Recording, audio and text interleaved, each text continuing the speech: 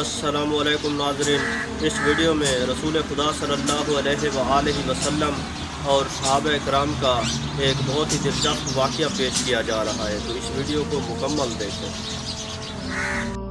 حضرت امام جعفر صادق علیہ السلام نے فرمایا ہے کہ ایک دن رسول اکرم صلی اللہ علیہ وآلہ وسلم اپنے اصحاب کے ہمراہ ایک ایسی زمین میں داخل ہوئے جس کی زراعت مکمل طور پر کاٹ دی گئی تھی اور کچھ باقی نہ تھا۔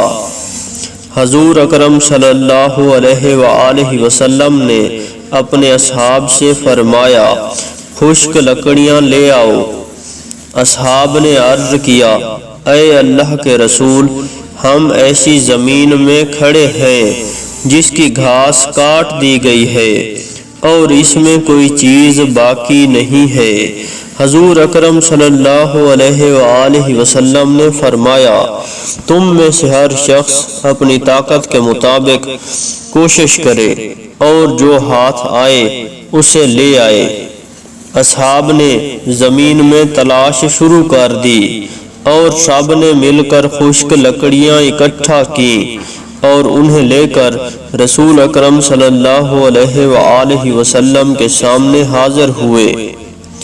حضور اکرم صلی اللہ علیہ وآلہ وسلم نے فرمایا، اسی طرح چھوٹے چھوٹے گناہ بھی جمع ہوتے ہیں۔ اے میرے اصحاب، ان چھوٹے چھوٹے گناہوں سے پرہیز کیا کرو جن کی پرواہ نہیں کی جاتی۔